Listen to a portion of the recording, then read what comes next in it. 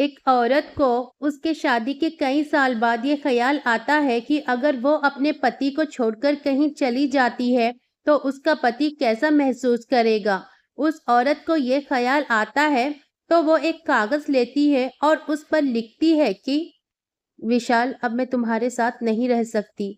मैं तुम्हारे साथ रहते रहते तंग आ चुकी हूँ और तुम मुझे ढूंढने की कोशिश भी मत करना। ये लिखकर उस लेटर को उसने वहीं टेबल पर रख दिया और विशाल के घर आने का टाइम हुआ तो खुद जाकर बेड के नीचे छुप गई और इंतजार करने लगी कि उसका पति विशाल अंदर आए और उस लेटर को देखे। फिर कुछ देर बाद उसका पति आता है और उसकी नज़र उस टेबल पर रखे हुए लेटर पर पड़ती है, तो वो लेटर उठाता है और उस लेटर को पढ़ता है। उस लेटर को पढ़कर उसका पति कुछ देर के लिए चुप-सा हो जाता है। फिर कुछ देर बाद वो उस लेटर के नीचे कुछ लिखता है। फिर वो खुशी में सीटी बजाने लगा, गीत गुनगुनाने लगा और सीटी बजाते हुए जल्दी-जल्दी ऑफिस के कपड़े चेंज करने लगा।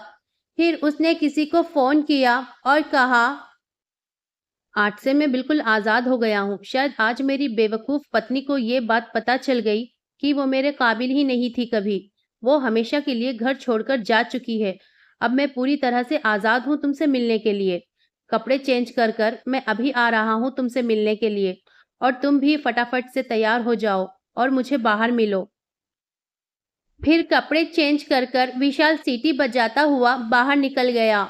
आंसुओं से भरी आंखों के साथ विशाल की पत्नी बेड के नीचे से बाहर निकलती है। जब वो खड़ी होती है तो उसके पैर उसका साथ नहीं दे रहे होते हैं।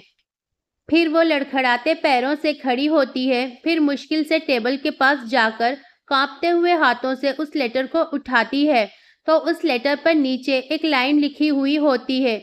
उस लाइन को वो पढ़ती है जिसमें लिखा हुआ होता है कि बेड के नीचे से तुम्हारे पैर दिख रहे हैं पागल।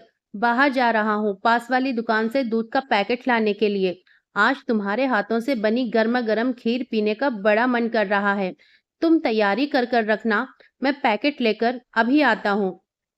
दोस्तों, इस प्यार भरी कहानी को एक छोटा सा लाइक और सब्सक्राइब कर कर हमें मोटिवेट ज़रूर करें।